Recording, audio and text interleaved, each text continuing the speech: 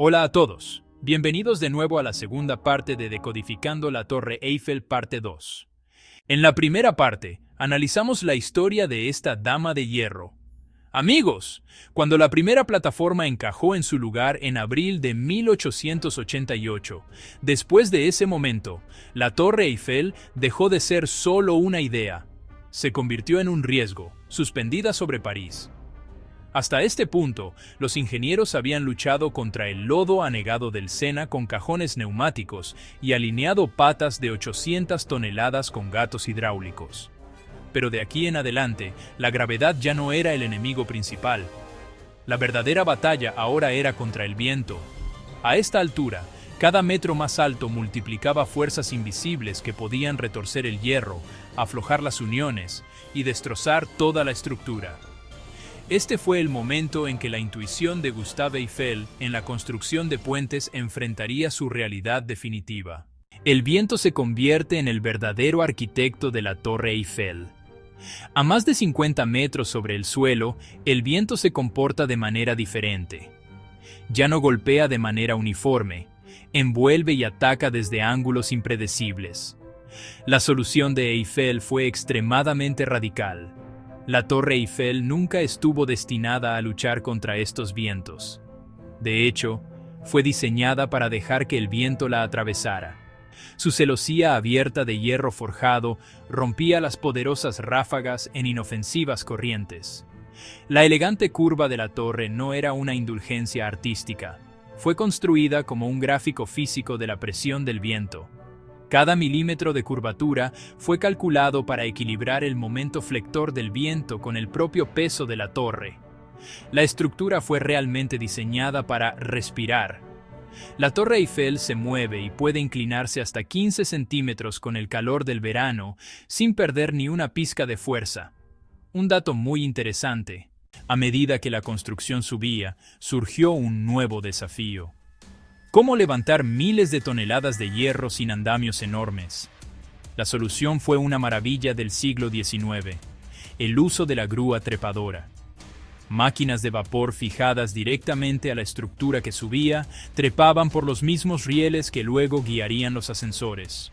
Pieza por pieza, izaron 18.000 elementos de hierro fabricados con precisión. Luego subían a las secciones que acababan de instalar.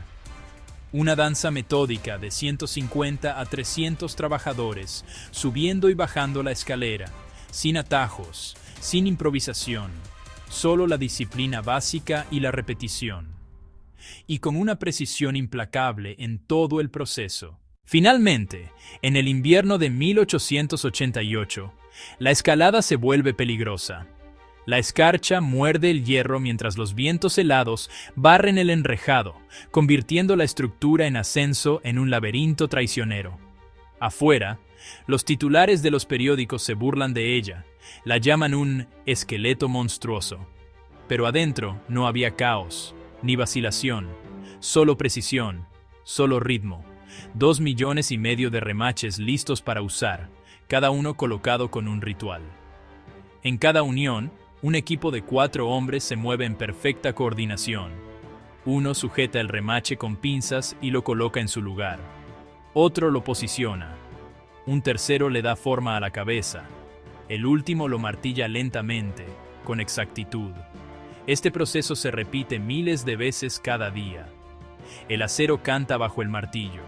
Las chispas saltan al aire frío y neblinoso. A medida que cada remache se enfría, se contrae, uniendo las placas con una fuerza que ningún perno puede igualar. Las manos no vacilan. La física toma el control. Unión tras unión, el marco se aprieta. La torre se prepara contra el viento invernal retrayéndose mientras el viento aúlla. La estructura de celosía se flexiona con cada ráfaga y luego se asienta, más apretada que antes. Un movimiento circular de disciplina contra el clima. Orden contra el azar. Al amanecer, el hielo cubre cada viga. Al anochecer, otro nivel queda asegurado. La estación la pone a prueba. Los remaches enfriándose fueron la respuesta perfecta. Pero fuera del lugar de trabajo, la ciudad comienza a cambiar. Para 1887, la oposición se dispara. En salones y cafés, en periódicos y panfletos, se forma un coro, el Comité de los 300. Escritores, artistas, arquitectos, incluso el gran Guy de Maupassant, se unen a la resistencia. La llaman una cicatriz brutal en París, una mancha en su belleza. Las peticiones acumulaban firmas, las cartas se amontonaban, los panfletos ondean al viento por los bulevares de todo París. Y sin embargo, bajo todo el ruido, un consuelo silencioso comienza a instalarse entre los críticos. La torre no está destinada a durar para siempre. A Eiffel solo se le concedieron 20 años. Después de 1909, creen, este insulto de hierro será desmantelado y olvidado, si tan solo lo supieran. Los argumentos se agudizaron. Muchos críticos dijeron que si sobrevive al invierno, no sobrevivirá al calor del verano. No conocían la ciencia. Todos pensaron que los remaches que se mantenían firmes con la escarcha se deslizarían bajo el sol de verano. Pero la ingeniería no habla en poesía, habla en pruebas. Y las pruebas se construyen, no se debaten. El tiempo tendrá la última palabra. París ruge, pero el trabajo continúa. Martillo tras martillo, unión tras unión, en movimiento circular.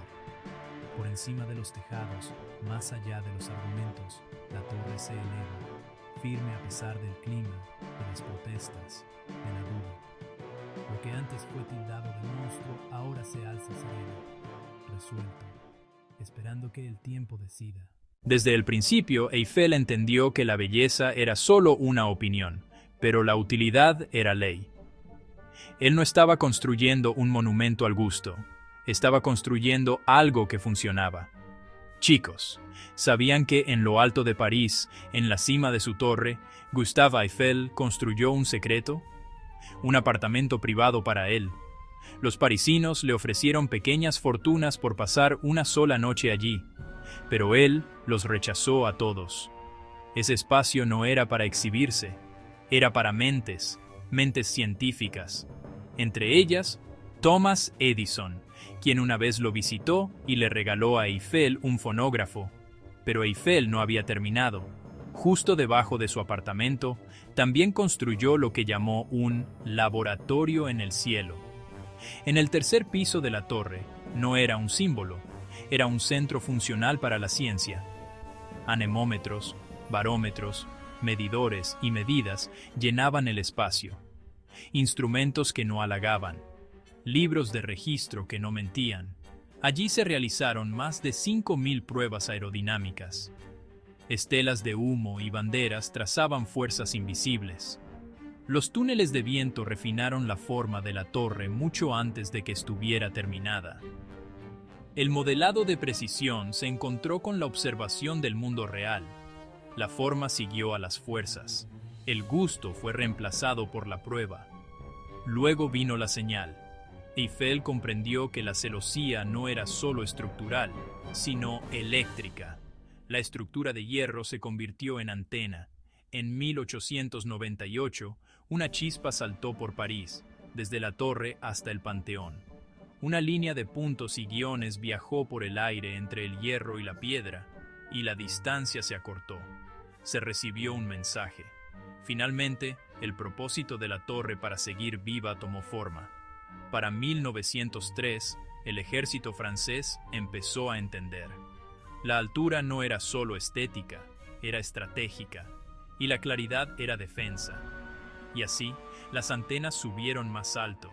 Los receptores zumbaban con mensajes, los puntos y guiones se convirtieron en órdenes y los códigos en tácticas.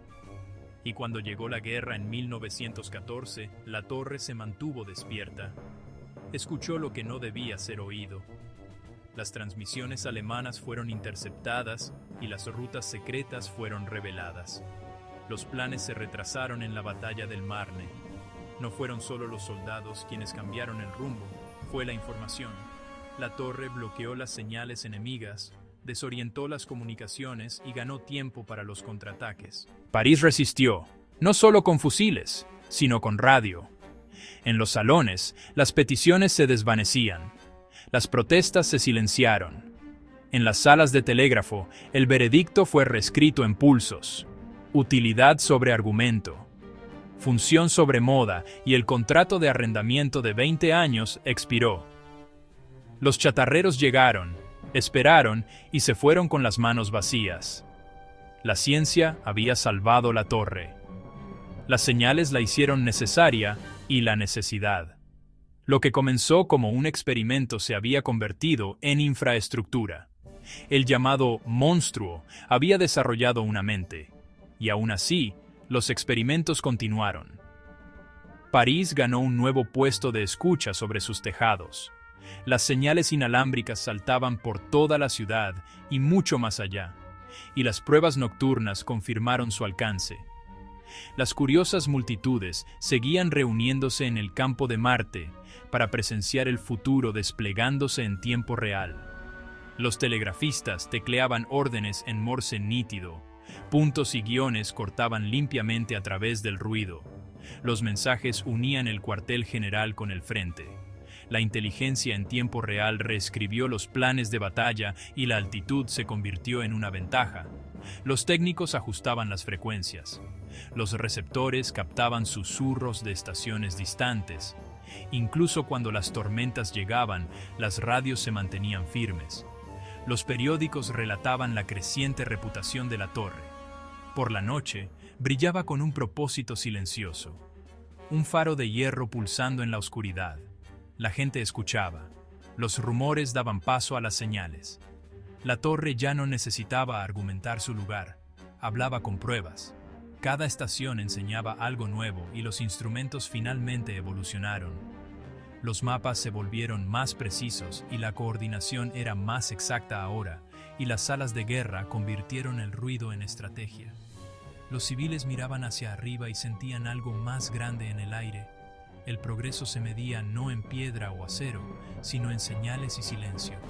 Las reuniones continuas resonaban por los pasillos y las teclas del telégrafo nunca se detuvieron. Los ingenieros discutían nuevas mejoras. Las oficinas gubernamentales se llenaron de receptores zumbantes y las antenas seguían ascendiendo. La ciudad respiraba a través del hierro y la noche caía, tranquila, zumbante, viva, con París susurrando a través del cielo.